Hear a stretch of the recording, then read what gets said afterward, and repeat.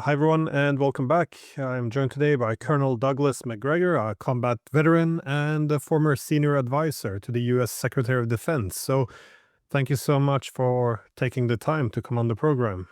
Sure. So, there are some interesting developments in both the Middle East and Ukraine. So, if we start at the Middle East, we see that the Europeans have activated this snapback sanctions on Iran, despite Iran's preparedness to engage again with the International Atomic Energy Agency. And it is interesting because both Russia and China considers this to be illegal, and it seems therefore that they will ignore the sanctions. For some, it seems that the decision by the Europeans appear to have set in motion steps that could be used by Israel and the US to attack Iran again. Do you see it the same way, or how are you assessing the situation in the Middle East? Well, the globalist agenda in Europe is connected to both the war in Ukraine against Russia and the war in the Middle East against Iran, and frankly, by implication, almost everybody else in the region, plus Russia and distantly China.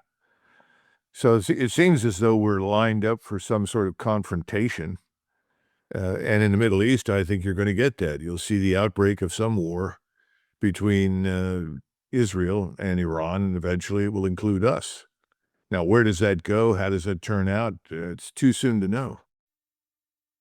Well, I've seen some reports from also 3-4 weeks ago that the United States have pulled out of two of its more vulnerable bases in Iraq, at least vulnerable to Iran. How likely do you think there is that we could be walking towards another Iran war?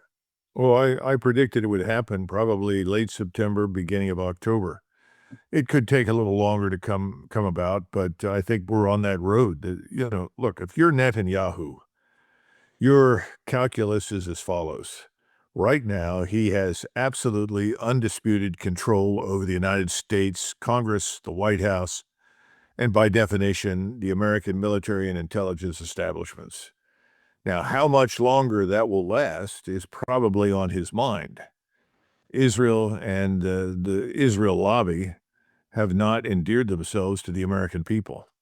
You have a number of other things happening inside the United States that have deeply troubled and in many cases angered Americans. Obviously, the Charlie Kirk assassination is one of those because there are many, many people believe that Israel was prominent in orchestrating that. I have no idea. I have absolutely no idea, and I'm not looking into it because I've got so much else to do. But that's a growing perception. The 9/11 issue has come back into force, and large numbers of people are beginning once again to point to Israel's heavy hand in that. This is all bad news for Mr. Netanyahu and his government and what's happening. Now, to that has to be added our fragile financial system and our flat lagging economy. Contrary to popular belief, whatever Trump says, no, we're not going gangbusters and the economy's not soaring. And our financial situation is very, very fragile. So if you're Mr. Netanyahu, you might as well take advantage of the opportunity that you have right now, which is to use the United States as the source of your military power and go after your principal adversary, which in their minds is Iran. Now, the problem with that is that there are other developments, and you're familiar with this. You know about the Saudi Pakistani Strategic Mutual Defense Pact. That's not really as much news as you would think. The Pakistanis have a long-standing relationship with the Saudis. The Saudis have pumped a lot of money into Pakistan, if for no other reason, to build lots of madrasas that are radical Islamist schools. Pakistan is in the forefront of this Islamism. So they have a mutual admiration society going. The Pakistanis, they have a very good reputation as soldiers. They're competent military people. The Saudis are not, and they're a nuclear-armed power. And the Pakistanis have always advertised their nuclear capability as the quote-unquote Islamic bomb. Now, Pakistan also has a very long-standing and close relationship with Turkey. And initially, Turkey, particularly Ataturk's Turkey, the secular state, was a model for Pakistan. Well, that has changed, obviously. And today, Turkey is much more Islamist, and their relations have grown closer. And Erdogan knows very, very much that if he needs a nuclear weapon, the Pakistanis will deliver it. So now you have three things happening. You've got the Turks and the Saudis working with the Pakistanis that could go nuclear very quickly as powers with nuclear warheads on missiles. Then you have Iran, which has not been idle since the 12-day war. Many of the weaknesses that were detected during that 12-day period have been identified and repaired. Not to perfection, but certainly 80%, which means their integrated air defenses are now much, much better. Their relations with Russia and China have grown closer. And if you're Russia right now, in view of Mr. Trump's comments and statements, which were frankly outrageous, your incentive is not necessarily to compromise with anyone, but to tighten your relationship with China, India, and Iran. So all of these forces are operating against Mr. Netanyahu. We've seen Chinese exercises with the Egyptians. We now have the Turks and the Egyptians talking and cooperating. This, too, is very dangerous to Israel because they've always been able to sort of regard their Egyptian flank as relatively secure. It's not. Now, that's their fault because they intended to open the border and push all of the Palestinians into the Sinai Desert. And the Egyptians are not going to go along with that. So this whole 73 peace treaty has effectively begun to break down. But the fact that the Chinese are cooperating closely with the Egyptians suggests that it won't be long before state-of-the-art theater ballistic missiles, cruise missiles show up in Egypt that could be launched against Israel. So Israel sees itself as surrounded. So what do? You attack. And whom do you attack? You attack the biggest and most dangerous adversary, and for them, that's Iran. So I think a war with Iran is inevitable. The question is, who else becomes involved now, given all the relationships that I just described? We haven't even talked about the financial, economic implications, because the Chinese, as you know, do a land office business with the Saudis and the Emirates for oil and gas, as well as with the Iran. So the Chinese are now going to establish a quote-unquote multi-jurisdictional gold vault in Riyadh, along with another multi-jurisdictional gold vault in Hong Kong. Now, this is apart, separate from, and beyond the Shanghai Gold Exchange. What this is designed to facilitate is trade across international lines that is backed by gold. So if you're going to sell or buy something from the Saudis, let's say the Saudis are going to sell oil and gas to the Chinese, they're going to do that business in the yuan. And the yuan is immediately backed by gold. So within that warehouse of gold that sits in Riyadh, a certain amount of gold is then moved to the Saudi side of the warehouse when the deal occurs. And when the Saudis purchased state-of-the-art missiles, radars, and other equipment for the Chinese, gold is moved to the Chinese side of the warehouse. I mean, this is a very simplistic explanation, but that's where we're headed. It's all about de-dollarization. And de-dollarization is now proceeding at a horrendous rate. As I'm sure you saw in the X that I wrote, I tried to talk about that. And I was just listening earlier today to Alistair MacLeod in London talk about the dollar's purchasing power essentially dropping precipitously. All of these things suggest that if you are Netanyahu, it's time to act. And I think his visit to the United States next week is part of that. He's coming here to finalize the plans for that assault on Iran. He's got to do that sooner rather than later before he risks losing the unconditional support of Washington. And of course, we are pulling through the bankers in New York City and the City of London, Europeans into the fight on Israel's side with us. Now, what does that mean? Probably not a lot, but it suggests that what you mentioned up front about the Europeans is accurate.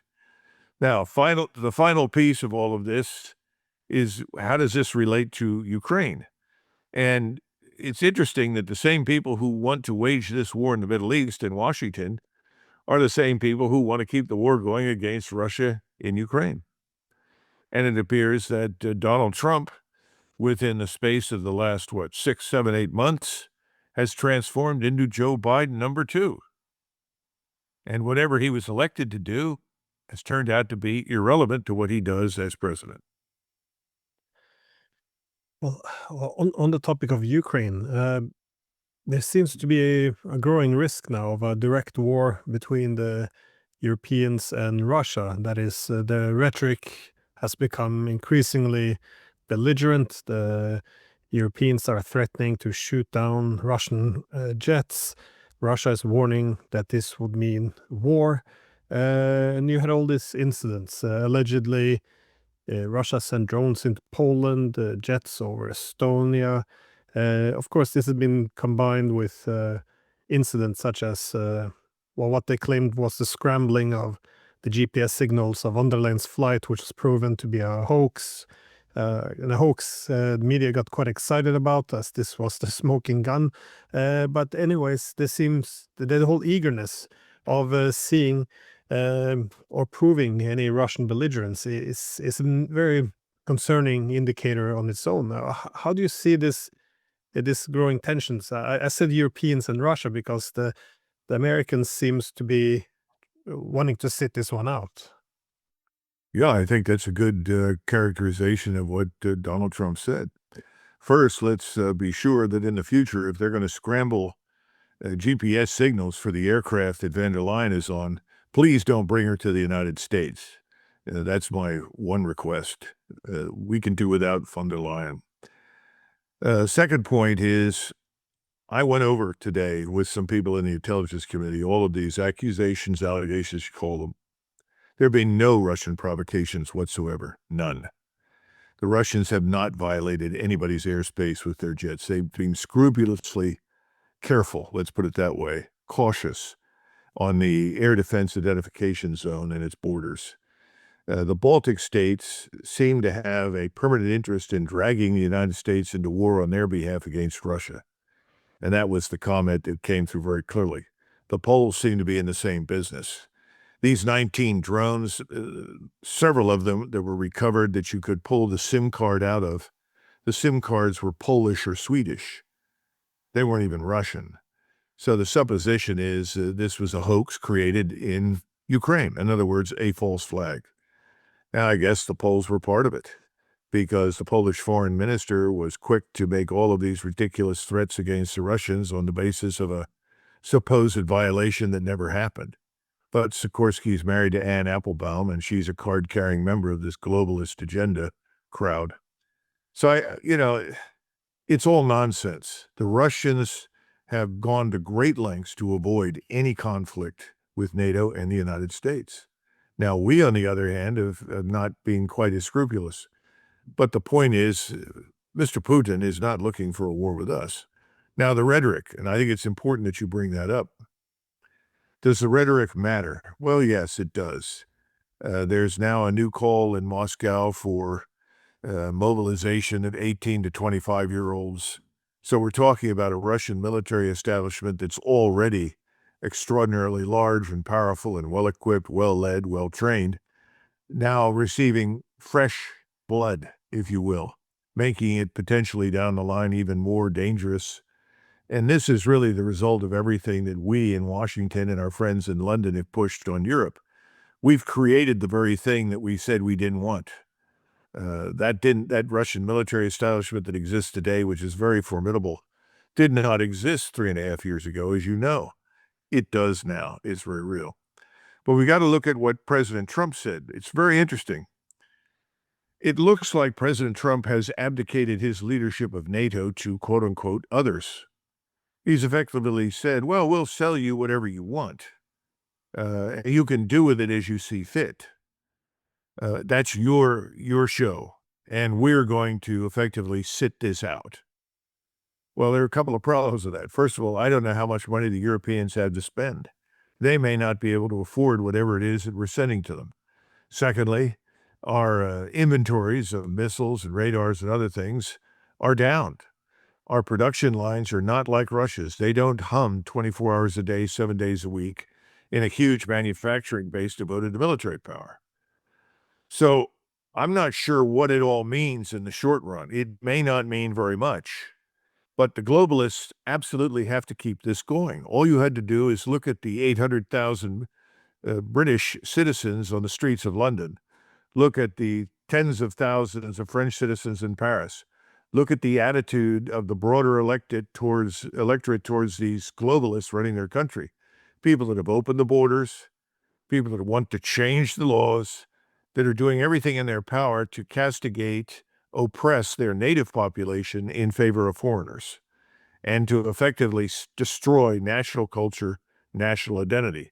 That's the larger globalist agenda. If you listen to Hariri, who's the priest in the high church of globalism, it's very obvious. We used to call this Bolshevism. This is what Trotsky and Kamenev and Radek and the rest of them all dreamt of, erasing all of these identities, declaring everything as artificial constructs, which it's not. There's nothing artificial about language, race, ethnicity, religion, or culture. Those are real things. Those things define us as human beings. So you're having the European population, whether it's in Ireland or England or anywhere else, wake up and say, wait a minute, we didn't sign up for this. This is not what we want. And Russia, as we've talked about before, is the last bastion of a national state that refuses to assimilate into the amorphous mass of nothingness that the globalists want to create. So they're going to continue to push for confrontation, verbal or otherwise. But my point is, right now, they have nothing to bring to the fight. The Lilliputian armies in Western Europe are no match for the Russians. The idea of putting them on the ground in Western Ukraine is absurd. They can't sustain themselves for 100 kilometers. And the Russians will target them and destroy them if they do it. So I think most of the threats are just nonsense. It's designed to beef up morale, to create the illusion that Russia is a threat. It's not. And to try and divert and distract people from what's happening in their own countries, because the enemy that the Europeans have is inside their borders. It's not Russia. You hinted towards the tweet or Truth Social post of Donald Trump, in which he argued that he finally understands the war in Ukraine and Ukraine is winning. Ukraine can take all its territory back. It can even take more, assuming he's referring to taking Russian territory. Russia is possibly a paper tiger. What do you make of this tweet? Well, it's back to what I said before. He's not going to fight the battle with the Europeans over whether or not that's true. Obviously, that's all false. The war is effectively won on the ground in Ukraine. There's no question about that. The Russians are the ones exercising restraint. They don't really want to cross that river. But I do think they will take Odessa in the near term. And once they've done that, the question is, do they go up to the edge of the river and then plan on crossing into Kiev? I mean, Donald Trump is effectively saying, I don't care. It's not my problem. This is the issue. I mean, you hear all this nonsense about he's the leader of NATO, the largest alliance in the world. Well, he doesn't want to be the leader. He's made that very clear. Now, Prime Minister Orban spoke within the last couple of days, gave a very interesting speech in Budapest. And he said the Europeans need to be prepared to go to Moscow. That's where you have to go if you want to end this war. You have to realign your thinking. So you're going to have to go to Moscow. And he said, don't bother going to Washington. Nothing's going to change there. They're not going to help you. He's right. And I think privately, President Trump would like, over time, sooner rather than later, to move more and more forces in Europe out and back to the United States. I know he does. He'd like to do that in Northeast Asia as well. And we have an opportunity now because the new liberal nationalist government in Korea would very much like to see us leave. They're too polite to tell us to get out, but they will certainly facilitate that. And they want command and control of their own forces on the peninsula, which they should have had 25, 30 years ago. This is ridiculous. So these forces that are moving in the United States are moving away from confrontation with Russia. That doesn't mean it couldn't happen. And if he sells them Standard Missile 6, essentially hypersonic attack missiles that can penetrate whatever they've got out there and lets the Ukrainians or their mercenaries or whoever operate these missile batteries. That's very dangerous, because it would be as though we were allowing the Chinese, for instance, to set up missile batteries in Mexico and launch against Phoenix, Arizona, or Dallas, Texas. No, that's outrageous. We would strike back. Well, the Russians will strike back if this nonsense continues. They try to attack Ryazan or Kazan or any number of different cities in Russia. So the danger is not past, but the reality is forces are moving in a direction that is actually advantageous to an end to the war. And he's letting the Europeans figure that out the hard way. So maybe a coalition of the willing will eventually emerge in Europe, and it has to include Germany to be workable. And it'll go to Moscow and put an end to the war. But right now, doesn't look good. Yeah, I noticed that initially when Trump made his huge statements about Ukraine winning, you could almost hear the champagne being popped across European capitals. But then I think it's slowly sinking in that he's been suggesting that that there should be crippling sanctions on Russia, but of course the Europeans will have to do this first, which they can't. He said that Ukrainians can take back all their territory, but this will have to be financed by the Europeans. And of course, the Europeans can shoot down Russian jets, but he will have to consider whether or not this is something that the US would support. So I said it was yesterday on the program of Judge Napolitano that I think the Europeans will soon realize that this was not the great support which they initially thought. And a few hours ago, the Prime Minister of Poland, Donald Tusk, he had this message which came out. He writes, President Trump stated that Ukraine, with the support of the European Union, could reclaim its entire territory. Behind this surprising optimism lies a promise of reduced U.S. involvement and a shift of responsibility for ending the war to Europe. Better truth than illusions. That's the Well, he said shift. I simply say Trump has abdicated his responsibilities as the leader of NATO to the members of the alliance. What kind of alliance is that then? It's not much of an alliance. But then again, NATO is not going to survive this anyway. Neither will the EU. That's what Orban is effectively telling the other Europeans. It's time to look into a different future. It's time to move past the old Cold War solution and into a new world. And I think they can do it. But, if the Poles are going to stop any transportation of goods from Northeast Asia via rail through the One Belt, One Road project, that's not going to help matters. All the Europeans are going to end up doing is increasingly isolating themselves from everything. In the United States, we can't debase our currency fast enough. How much longer this can go on is anybody's guess. But given where gold is going and where the dollar is going, the dollar's purchasing power is dropping like a rock, and the world is turning increasingly to gold. Gold remains the anchor. It retains value. Fiat currency is easily diluted, and that's what you're watching in the United States. And of course, the economies in Great Britain, Germany, and France are terrible. The gilt market or the bond market in London is just going to fall apart and crash. Our bond market's not far behind. All the proverbial chickens are coming home to roost.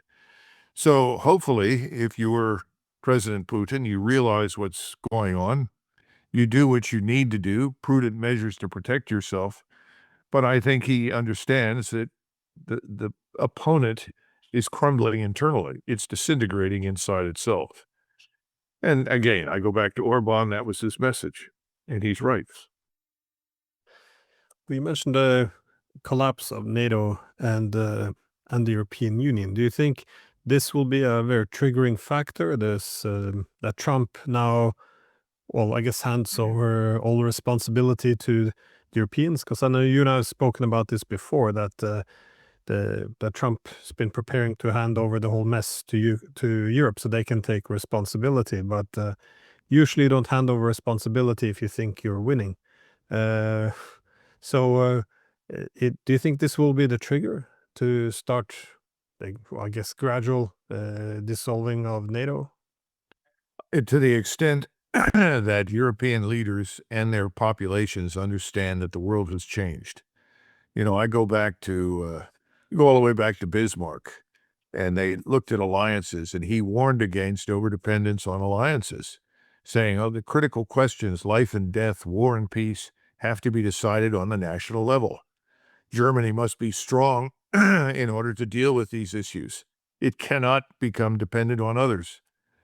We all know how things turned out after he left his office. Charles de Gaulle famously said that Europeans need to understand Americans live in the United States, they don't live in Europe, and the British live on an island. Message.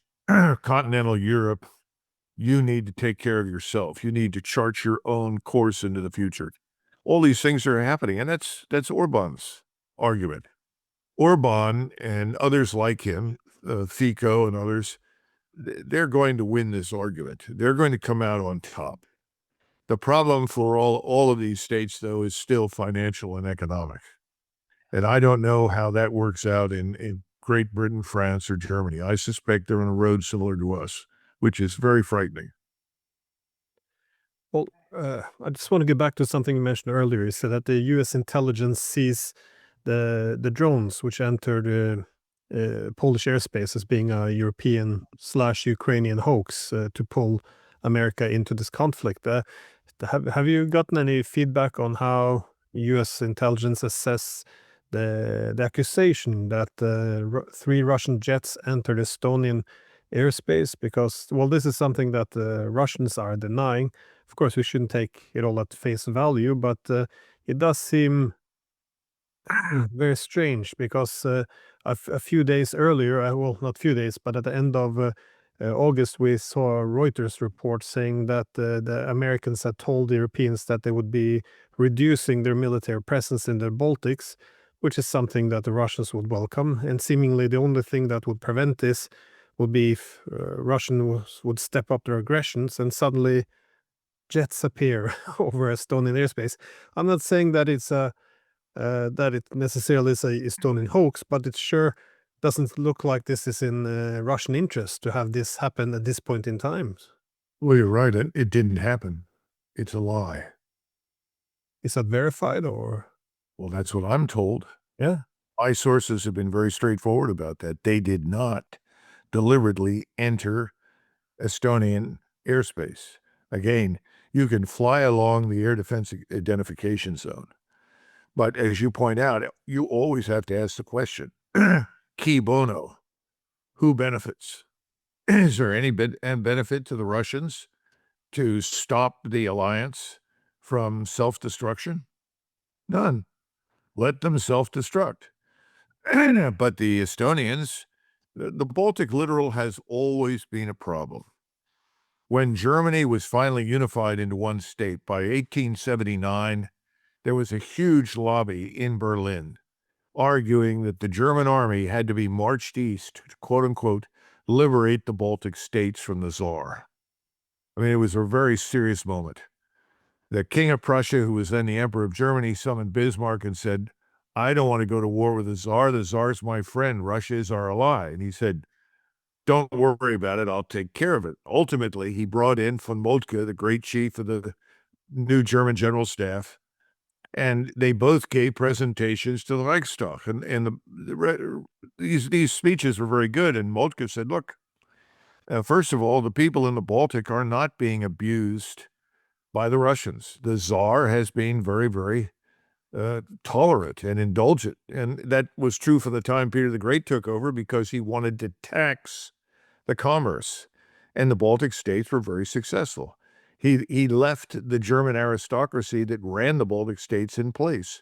They became part of the Tsarist table of ranks. I mean, what I'm trying to tell you is they knew what was real and what was not. And they said, we can help ameliorate conditions. And things can be improved in certain areas, but that happens through our friendship with Russia quietly behind the scenes. So a war in 1879 between Germany and Russia was averted.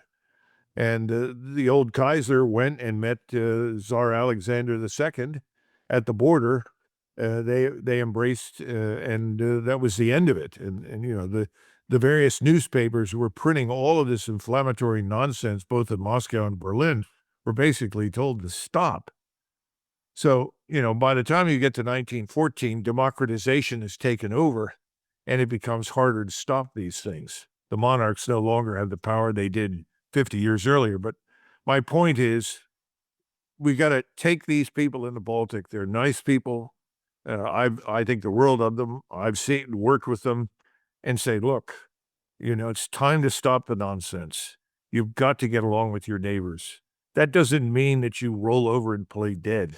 No one's asking you to do that. But don't unnecessarily provoke the Russians. And the other point was, militarily, very difficult to take and hold the Baltic littoral, because you have Russia right next to you that has a vast front. You, on the other hand, have to move along through what used to be West and East Prussia up through Lithuania in order to hold the place. It's not easy. Militarily, it's a very difficult proposition. No one wants to say that, but that's true. You got to get along with your neighbor. We need to tell the Poles the same thing. When Poland was admitted to NATO, a lot of people in SHAPE headquarters where I worked liked the Poles very much, but we were concerned because of this unrelenting hostility toward Russia. Said, are we inviting someone into the alliance who could become a catalyst for war with Russia? And at the time, in 1998, 99, and 2000, nobody wanted to go to war with Russia. Nobody saw Russia as a danger. Everybody wanted better relations with Russia at that point. So I just think we have to take whatever is reported with a grain of salt. Now, we supposedly had 3 drones flown over Copenhagen Airport or in the vicinity of it. Again, we have no evidence that those 3 drones, whatever they were, came from Russia. None. We don't know where they came from. We don't know who did it. I'm very skeptical of all of these attempts to characterize these as Russian provocations for the very reason that you cite. It's very obvious that we, Americans, are not going to put troops on the ground in Ukraine. We're not going to join this war as a direct belligerent. Unfortunately, we refuse to just stand up with some measure of character and say this must stop. I, President Trump, with my allies, we will sit down, we will put together a serious counterproposal. Once we have reviewed all of the Russian security arrangements that were proposed back in December 21. We've never done that. We have never listened to the Russians. That's the biggest problem. That was President Putin's message to Ambassador McFaul when he came in. After he listened to the usual rhetoric from McFaul, he walked over and he said, the problem with you is you do not listen. We're still not listening. So instead of listening, we're maintaining the fiction that something good has happened, because how much money have we wasted on this prospect, this silly nonsense in Ukraine? How many people have lost their lives because of Washington's war with Russia? Because that's what it is. And all of the Europeans have stupidly marched down into hell with us. They've deindustrialized themselves. They've gutted their economies. They're in bad shape as a result. Instead of just stepping forward and saying, I'm President Trump, I'm the leader of NATO, I want to end this war. We're going to put proposals together. I will meet with Mr. Putin after we have studied all of his proposals. We'll give him some counter proposals. But throw this nonsense fantasy out of the 3rd floor or 3rd story building window of reclaiming the Russian-speaking portions of Ukraine or anything else from the Russians on the battlefield. That's not going to happen.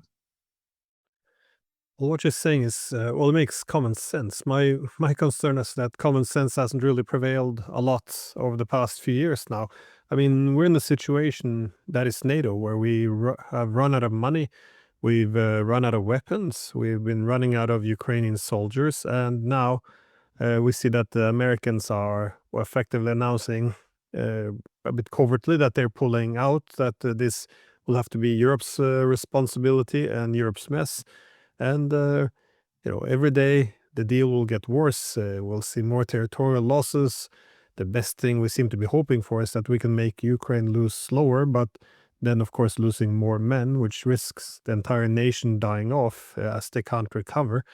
Uh, I guess I would sort of like to see Trump be more honest than doing this clever little scheme where he throws out some big statements while he does this. But I guess my concern is, if it was common sense, the Europeans would do as they would have done in the 19th century: sit down, come up with an agreement which is mutual beneficial, instead of continuing this self-harm and the destruction of Ukraine. But there's a panic in Europe which is breeding a lot of stupidity. How are you explaining the fact that Europeans are still pushing forward, holding on to these claims by Trump that we can still win, and Russia is hopeless and losing? I think Donald Trump is one of these people that, having said something or promised something, cannot find it in himself to say, I was wrong. There has to be a different way forward.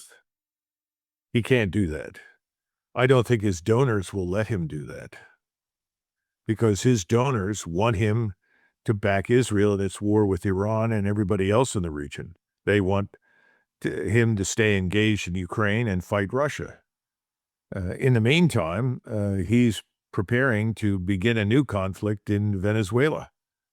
And Europeans ought to take a look at that, because that's very real now. I don't know when it'll happen, but there are very foolish people in Washington who've convinced themselves that Venezuela is a pushover, that it's effectively like Panama and Noriega when we went into Panama a long time ago. It's not. It's very different. But this is unfortunately an American tactic. Instead of coming to terms with the reality of the mistake that was made, ensuring you don't repeat it, you go off and make another mistake in another place and change the subject. From the very beginning, Europeans asked me, if you're right and the Russians win, this is 3 years ago, win this war and the NATO alliance effectively crumbles, which I predicted in January of 2022, then what do you think the Americans will do? And I said they'll do what they did after Vietnam: change the subject. All the news media will stop talking about it, and they're going to begin talking about Venezuela. And they're going to trump up these ridiculous charges that Venezuela is a kingpin in the drug trafficking business, which it's not. And why we need to go there because it's so strategically important. Then they'll start talking about oil and gas and all this other business. But, you would think we would have learned a long time ago that you can get oil and gas out of the ground without parking a tank on top of it. That was the lesson of the Middle East. And you started this by talking about pulling forces out of Iraq. Well, Iraq today is a de facto ally of Iran. And when we went into Iraq in 2003, one of the points that was made is, whatever you do, don't occupy the place. Don't tear it down, because all you'll do is open up the opportunity for Iran and Iranian influence to pour into Iraq. Well, what did we do? And have we learned anything from that? I recently saw some film footage of Petraeus, the former four-star and CIA director, sitting next to Jolani, the former ISIS al-Qaeda killer who is now running at least part of Syria. And he's telling him, we're your friend. We're allied with you. Really? I mean, to me, that's incomprehensible. If he'd shown up and put a bullet in the man, I would have understood that. But suddenly he's our friend? What are we dealing with? You talk about rationality. There is none. Most important, there is no coherence. There is no coherent strategy. There is no consistency. It's Donald Trump's impulses. I've had enough of this. I couldn't make peace. I'm not going to get the Nobel Peace Prize, so the Europeans have it now. But what is this, the high school? The 11th grade? I didn't make the team, so the hell with the team. The United States is in a lot of trouble. Our government is a mess. Everything is determined by donors and what the donors want. No one is thinking in strategic terms about anything. No one is thinking about where we want to be in 5 to 10 years.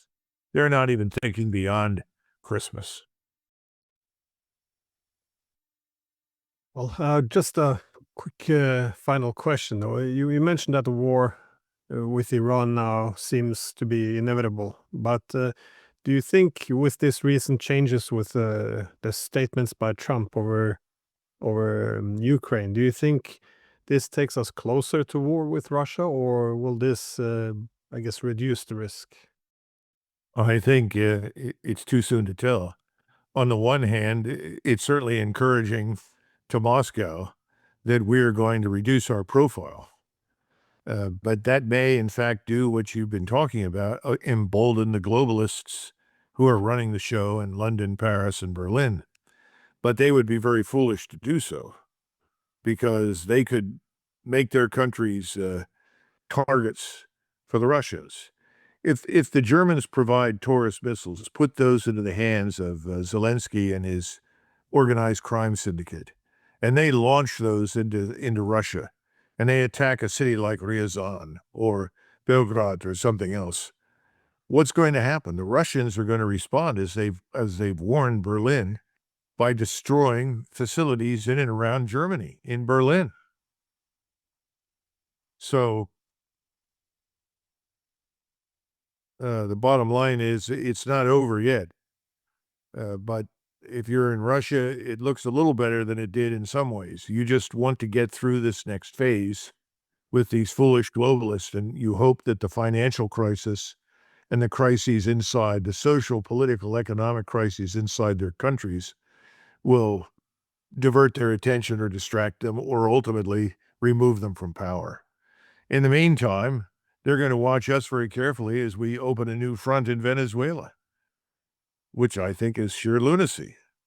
But I hold the minority opinion in Washington. Everyone's very excited right now. Yeah, it's interesting times. Anyways, thank you so much for being so generous with your time and yeah, sharing your insights. It's yeah, hopefully we'll see some common sense return, both to the United States and Europe. But I don't know. I'm quite pessimistic here, like yourself. So thanks again. Okay. Thank you, Glenn. Bye-bye.